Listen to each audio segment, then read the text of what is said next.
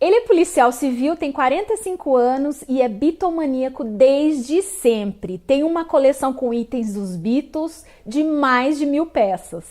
Hoje eu converso com Paulo Henrique Pisa. Paulo, como é que começou a tua paixão pelos Beatles? Bom, cumprimentando a todos que estão assistindo a gente. É um prazer estar aqui falando com vocês.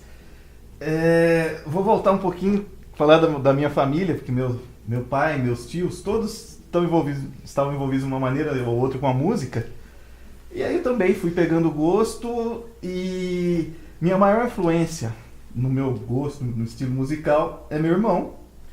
E um dia ele apareceu com uma coletânea dos Beatles, e aí eu já comecei a gostar mais ainda, já conheci algumas músicas, e não parei mais, fui pegando uma certa idade, já comecei a colecionar mesmo, e até hoje pretendo continuar até enquanto eu estiver por aqui. E qual foi o primeiro item que você comprou dos Beatles? O primeiro item foi uma coletânea. Dá pra pegar legal aqui. Ela nem foi pra mim, essa coletânea. Ela ainda tá com o nome do meu irmão aqui, ó, Ivânio. E é uma coletânea com grandes sucessos da primeira e da segunda fase, né, dos Beatles. Então são músicas assim mais conhecidas, né, que todo mundo conhece, como Yesterday, Let It Be, Get Back, enfim, essas mais conhecidas. Daí começou a atiçar a curiosidade, falei, quero conhecer mais, e daí que eu parti para os outros discos, né? E você me falou que você comprava a maioria das coisas, era uma era pré-internet. Como é que você conseguia tudo isso? Não era fácil, realmente. Em 1985, houve um relançamento da coleção completa. Depois, com a chegada do CD, já no fim dos anos 80, começo dos anos 90, aí relançaram a obra remasterizada, em vinil também, e era o que a gente tinha acesso aqui. CD quase não existia. Então, eu me lembro que na época eu era auxiliar de escritório, e eu chegava o dia do pagamento, quando eu pegava o primeiro dinheiro, eu acho que era cruzeiro na época, já tinha mudado, não era mais cruzado. Eu ia na loja de discos e comprava um. E assim fazia no mês seguinte, assim foi até que eu completei a coleção dos discos oficiais, né? E hoje é bem mais fácil conseguir por causa da internet, porque os fãs acabam se unindo mais, né, nas redes sociais. Sim, tem essa facilidade. Por um lado, as redes sociais e as plataformas digitais, né, de uma maneira geral, facilitaram o acesso. Mas para o outro, naquela época a gente conversava por carta, muitas vezes. Era uma coisa mais pessoal. Hoje a pessoa posta uma coisa e muita gente comenta ao mesmo tempo, às vezes fica meio disperso aquele assunto, né? Então tem os seus prós e os seus contras. Mas, realmente, em termos de conseguir material, hoje tem uma facilidade maior. Vocês chegam a trocar itens das coleções, os fãs? Sim. O pessoal troca informações, material, tudo que tiver disponível assim, para troca, o pessoal usa assim, dessa facilidade. Qual que é a peça mais valiosa que você tem na sua coleção? Valiosa em termos de dinheiro e a valiosa em termos de valor emocional mesmo. De valor monetário, eu não saberia dizer se eu tenho alguma coisa tão valiosa assim, mas eu tenho um item aqui que é bastante raro. É uma revista.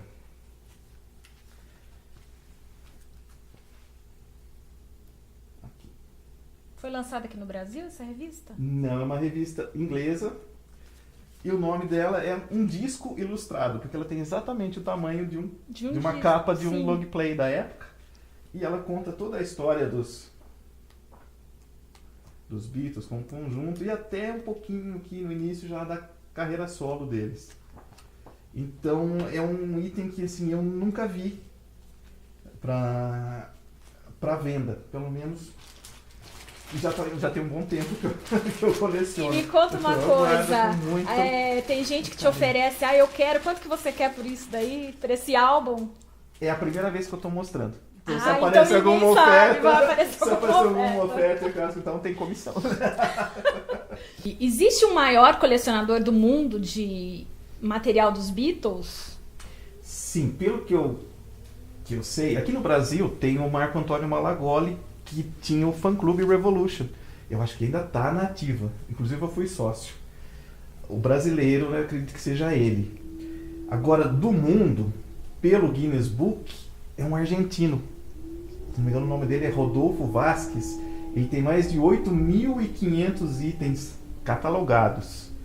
E ele montou um museu em Buenos Aires. Então, eu espero um dia, quem sabe, conhecer. Quem sabe essa...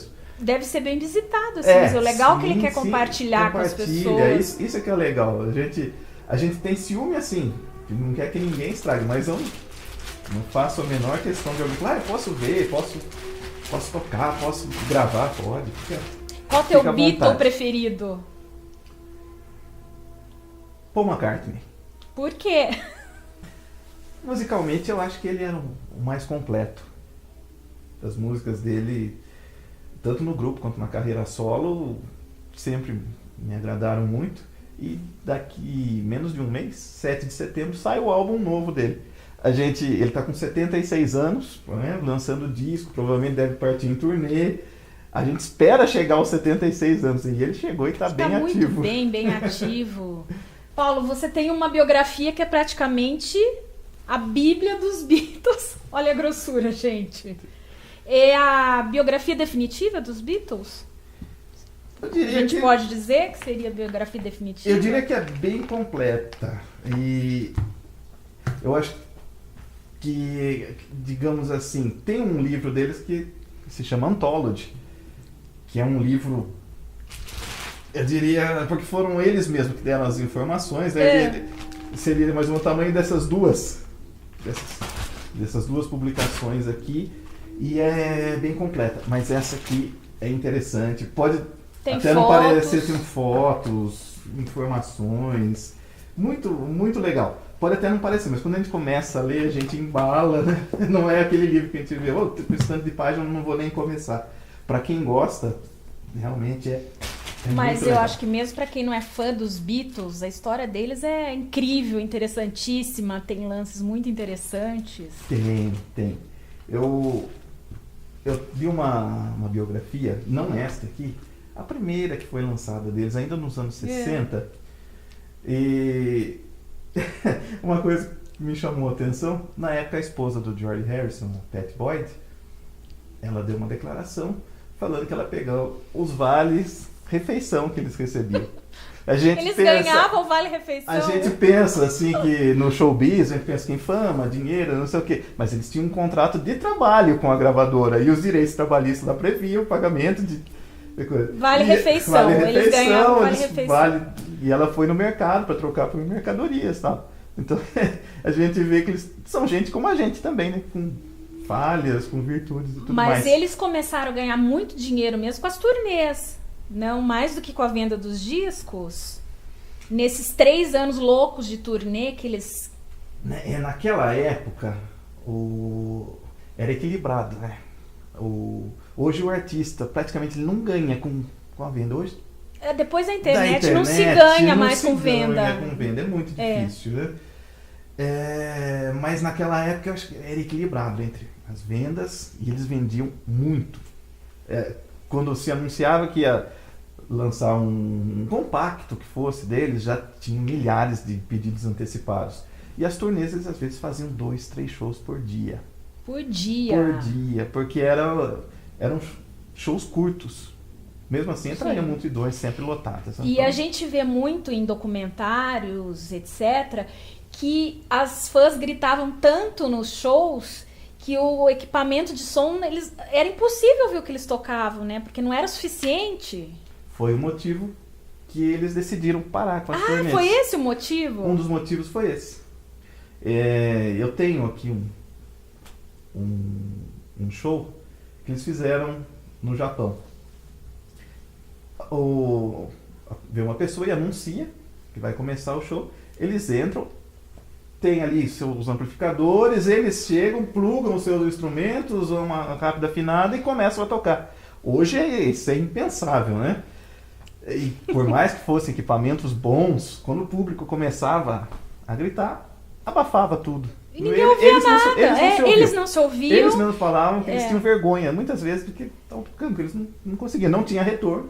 Sim, Era eles saíam num carro forte, numa ambulância, do meio do campo, né? Do estádio. Isso, se apresentar e praticamente eles faziam tudo. Não tinha road para levar os instrumentos, não tinha o engenheiro de som colocava ali, posicionava os equipamentos, mas eram eles que tinham que ligar, ajustar o volume, assim. E acho que não só eles, praticamente todas as bandas daquela época faziam isso. Porque hoje é uma estrutura gigantesca cada banda. Sim. Essa última turnê, ele tinha, se não me engano, 3 palcos, 3 equipamentos completos. Ele estava fazendo show num lugar, o equipamento já estava indo para o outro, e tinha um terceiro também já. É uma logística... É incrível. Incrível. Pensar que naquela época... E eles não chegaram quando eles terminaram de fazer, pararam de fazer turnês, eles não alcançaram essa estrutura toda. Não.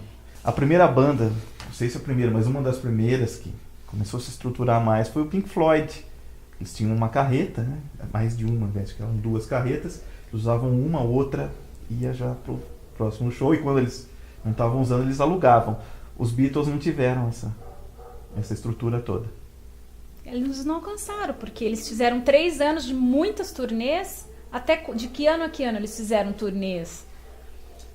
Foi até 65, 66, assim, que eles se apresentaram e depois eles mesmos decidiram. Primeiro que as músicas que eles estavam fazendo já estavam numa transição. Os discos estavam mais elaborados.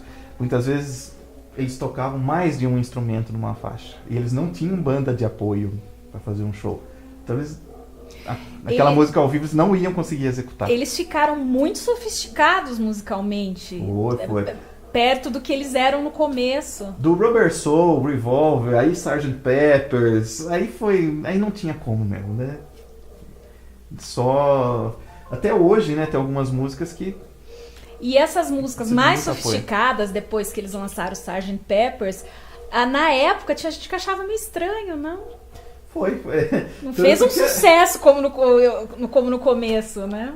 O pessoal, quando ouviu aquilo lá, ficou maluco. Falou, mas eu posso fazer isso? Todas as bandas começaram. Os Beatles são importantes até hoje por causa disso. Porque eles começaram a ter liberdade para usar o estúdio, para experimentar. E foi a partir daí que se criou todo um estilo dos anos 60.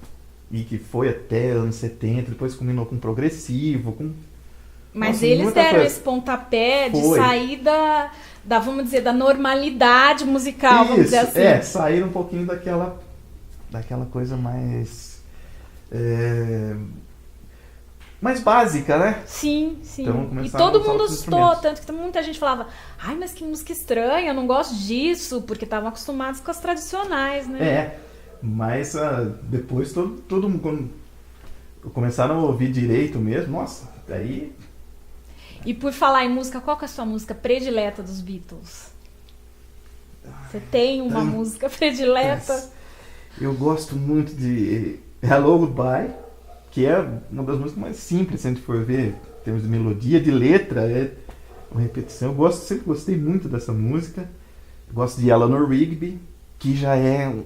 uma dessas músicas, que é o Paul, acompanhada de um quarteto de cordas, aliás, e vários instrumentos de corda ali, e nenhum dos outros 3 Beatles participa.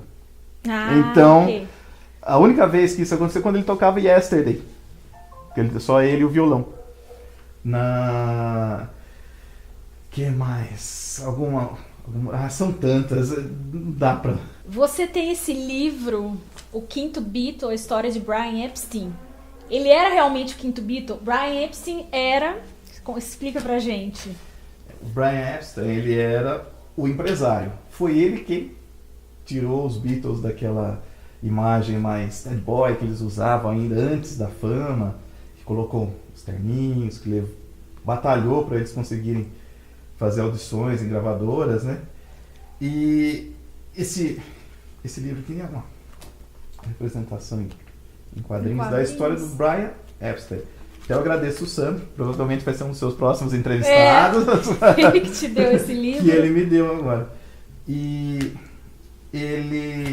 enquanto ele estava empresariando os Beatles, ele que agendava as turnês, cuidava dos contratos, tal, os Beatles se preocupavam em fazer música. Logo depois do Sgt. Pepper's, eles já não estavam mais fazendo turnê. O Brian começou a se sentir quase que desnecessário e ele acabou morrendo. Tudo indica que por uma overdose de remédios para dormir. Daí em diante os Beatles se perderam, começaram a se autoempresariar, fundaram a Apple. Musicalmente eles continuavam impecáveis, mas eles não eram empresários, eles não eram atores, não eram cineastas, se meteram a fazer tudo isso e começou o desgaste da banda. E o George Martin, muita gente também considera como o quinto Beatle. George Martin era o produtor. Isso. Quem era realmente o quinto Beatle? George Martin ou Brian Epstein? Difícil falar quem era o quinto Beatle. Os dois eram os quintos Beatles. Os quintos Beatles.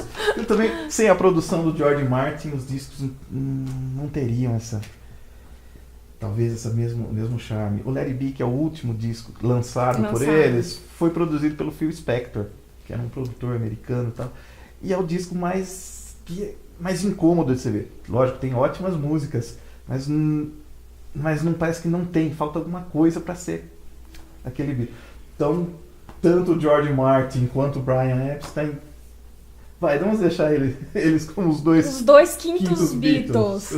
Reza a lenda que a Yoko Ono, a segunda mulher, e o John Lennon, foi o pomo da discórdia e foi o motivo da separação dos Beatles. Será que é verdade?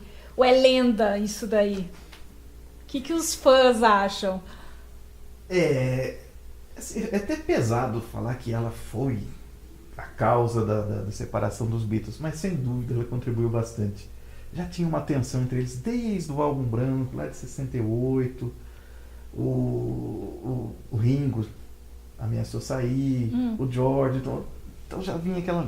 E mais ou menos nessa época o John já estava com a Yoko, começou a levar ela para o estúdio cada vez mais. Ela ia nos ensaios? Ela ia nas gravações, inclusive. Tá. O John Lennon chegou a colocar uma cama dentro do estúdio para ela ficar lá junto com eles. E é quase que assim, chegaram a falar do quarteto mágico da seleção uma vez, né? Era um quarteto mágico ali que não se admitia um quinto elemento, apesar de George Martin e o Brian Epstein sendo considerados os quintos Beatles. Mas alguém estranho ali, ainda mais que ele não acrescentava em nada. Então aquilo contribuiu sim. Não foi a causa absoluta, mas contribuiu para o fim dos Beatles. Contribuiu. Assim, ela até hoje, ninguém nutre muita simpatia por ela, não falando. Os Beatles foram para a Índia e voltaram muito influenciados com a música indiana. Conta um pouquinho pra gente como é que foi essa fase. Eles estavam também muito por insistência do George Harrison, que já estava com elementos da música indiana. Ele toca cítara. Lindo, é. E aí descobriram o Maharishi Mahesh Yogi e foram para lá para fazer meditação, mas se decepcionaram porque era um sujeito assim, aquele estereótipo, cabeludo, bem barbudo, falava obviedades e tal, e tirando o George, a gente ficou mais um tempo, os outros voltaram antes. Eu acredito que o Paul McCartney até hoje ele faz meditação, mas o Maharishi mesmo, eles viram logo, sacaram que era uma fraude. Mas os elementos da música indiana trouxeram muito sim. Legal. Trouxeram, sim. Quando os Beatles escreveram Lucy in the Sky with Diamonds, reza a lenda que era LSD a sigla. É verdade? Eles estavam, porque era uma época que todo mundo tinha que experimentar várias drogas, etc. Um dos pontos de discórdia também foi o uso do LSD. Porque o John e o George já estavam consumindo e o Paul estava resistente. E é aquela coisa, como a gente vê muita gente que entra na droga, porque se você não usar não faz parte da turma, né? Mas ele começou a usar também e tal, e foi. Agora, quanto a Lucy in the Sky with Diamonds, é um barato, eu vou até repetir o que eles contam isso daí.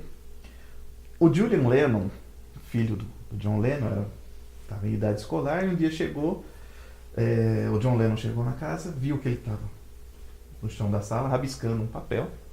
Era uma mulher assim, fora do chão. E um desenho de criança. E o John perguntou, o que você está desenhando? E o Julian respondeu, ele tinha, sei lá, 5, 6 anos. Respondeu, Lucy in the Sky with Diamonds. Daí veio o título da música. Então não tem nada a ver com LSD, apesar do clima bem lisérgico da música e das iniciais Lucy in the Sky with Diamonds. Aí realmente teve esse... mas é LSD, Lucy in the Sky with Diamonds, né?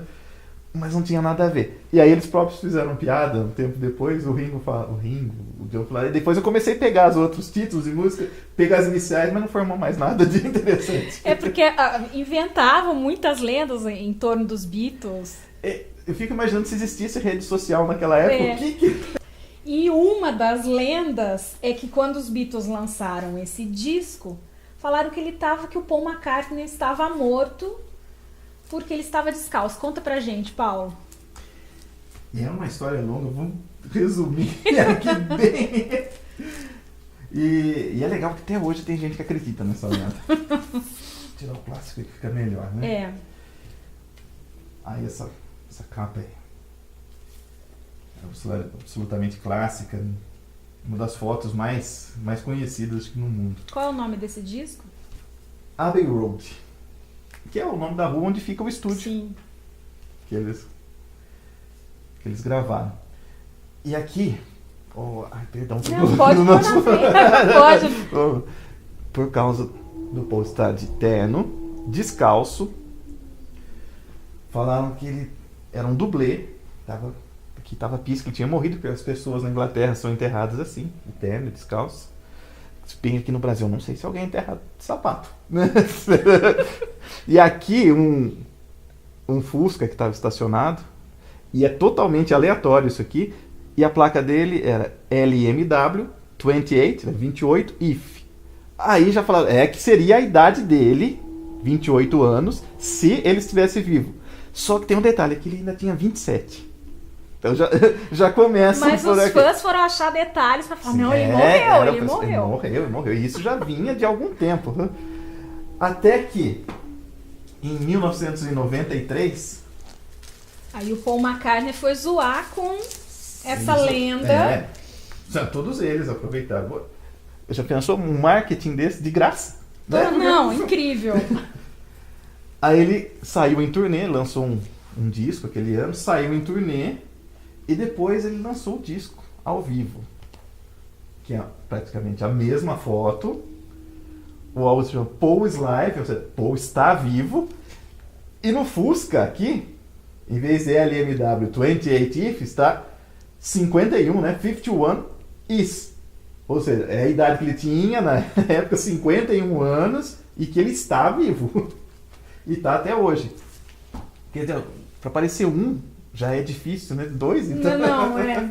Bom, então vamos falar de outra capa que foi icônica dos Beatles, Sgt. Pepper's. Conta um pouquinho pra gente. Só mais uma curiosidade, essa edição que eu tô aqui, ela é original, mono, de 1967. Aqui no Brasil, lançou-se primeiro em mono. A maioria dos discos chegava em mono depois que vinha a versão em estéreo. E essa foi uma foto que... São várias personalidades que estão aqui. Stuart Sutcliffe, que foi antes da fama, chegou a tocar com os Beatles. Tocar é modo de falar porque ele era não baterista? Sabia. Ele era o baixista, né? Mas ele não sabia tocar. Então ele ficou na Alemanha, se casou e morreu por lá. Antes mesmo dos Beatles estourarem, ele já tinha morrido. E teve outro baterista também, os Beatles? Teve o Pete Best. Que também, um pouquinho antes deles estourarem mesmo, né, foi substituído pelo Ringo.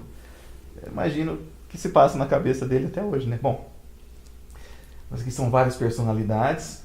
Reza a lenda que eles tinham sugerido a presença de Gandhi, mas ficaram com medo da repercussão na comunidade indiana. E olha que naquela época não tinha tanto mimimi, né? Não, E também Adolf Hitler, que por motivos óbvios também foi tirado.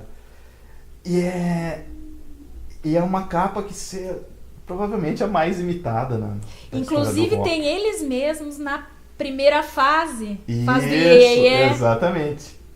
E aqui teriam também mais pistas de que o Paul estava morto. Ah, tem mais pistas? Então ele estava mesmo morto. E fazia tempo. Olha, não sei como é que ele estava. Quais as pistas? Aqui, quem... Não dá pra ver na câmera, mas logo acima da cabeça dele tem uma mão espalmada, assim. Seria um sinal de adeus. Na contracapa ele tá de costas. Ah, tá. Aqui, eles estão usando uma roupa com características meio militares. E ele tá usando uma insígnia aqui com OPT, uma sigla em inglês, traduzindo pra gente, seria oficialmente declarado morto. Não tem nada a ver, mas... Os fãs viram esses sinais como é verdade que Paul McCartney tá morto. Os fãs da teoria da conspiração viram. Ai, que legal. E tem, como eu disse, é uma capa imitada. Maurício de Souza, que sempre coloca os Beatles em suas histórias, né? Outro gênio. Um almanacão de férias. Ele faz aqui, temos o Guia Politicamente Incorreto da História do Mundo, também é uma paródia. Frank Zappa fez uma capa baseada. Nossa, muitos artistas mesmo. E até hoje é considerado o maior disco da história do rock. Paulo, você acha que em algum dia vai surgir uma outra banda parecida com os Beatles, com essa grandeza toda? A gente não vai estar mais aqui, quem sabe? Não vai. Não vai. Começando lá com Elvis Presley, nos anos 50, aí vieram os Beatles nos anos 60, aí outras bandas surgiram, mas ninguém vai chegar perto deles. Não estou falando só como fã, nem musicalmente, como musicalmente e como em termos símbolos de melodia, de letra, eles viraram... ícones. Acho que é isso, realmente. Eles são símbolos de toda uma geração que perdura. Usando uma palavra da moda, são atemporais, né? Verdade. E essa rixa, você prefere os Beatles ou os Rolling Stones? Stones. Como é que é isso daí? Eu gosto muito dos Rolling Stones. A rixa, na verdade, era entre os fãs da época. Entre eles... Não existia, nos anos 60. Nos anos 60. Os Rolling Stones foram contratados da uma gravadora que se chamava Decca, por indicação do George Harrison. Olha. E o detalhe, essa mesma Decca tinha recusado os Beatles um tempo antes. Ai. Então, o George Harrison que os indicou. I Wanna Be Your Man, um dos primeiros hits dos Rolling Stones, é a composição de Lennon e McCartney. Então, e quando da gravação de All You Need Is Love, o Mick Jagger tá no estúdio com eles. Se não me engano, era Marianne Faithfull, que era a esposa dele na época, também do Mick Jagger, também estava lá. Acho que Keith Richards também estava. Eles viviam trocando informações. Eles eram amigos, só os fãs que tinha essa rixa. O que eu acho que é diferente, a sonoridade. Os Beatles fizeram muito mais experimentações. Você acha que foram os mais Stones, revolucionários do que os Stones? Os Stones, eles mantêm uma linha que fazem muita competência até hoje. Mais um rock mais cru, mais rhythm and blues e um rock and roll. Os Beatles já tiveram Os Beatles eles foram evoluindo muito rapidamente, né? Aliás, foi um foguete a carreira deles, né? Foi, acho que vamos considerar 62, quando eles lançaram o primeiro compacto, até 70, quando eles lançaram o Let It Be, com material que eles já tinham deixado gravado. São 8 anos. É muito curto, né? Nem 10 anos, sim. E daqui a pouco vai fazer 50 anos que eles acabaram e continuam atuais, continuam atraindo legião. Vendendo loucamente ainda. E enquanto eu acho que existia algum ser humano aqui, os Beatles também vão continuar fazendo a cabeça de muita gente. Você já foi para Liverpool, Paulo? Ainda não. Eu cheguei a me programar uma vez, mas na mesma época eu passei no vestibular, então não tive que adiar, foi adiando. Aí depois outros compromissos, trabalho, família, né? Casei, já tenho uma filha, então Isso aí vai ficando. E quem sabe um dia também eu supero meu medo de avião e consiga Sempre é ir pra tempo. sempre é tempo. Mas já fui assistir a 3 shows do Paul McCartney aqui no Brasil mesmo, de ônibus, mas Sempre que ele vier, você vai estar lá, né? Sim, como eu disse, mês que vem ele deve lançar um disco novo, provavelmente vai sair em turnê, então no próximo show, se Deus quiser, estarei lá também. E você sempre está procurando coisas, novidades e coisas que você ainda não conhece. Se é que tem alguma coisa que você ainda não conheça dos Beatles na internet?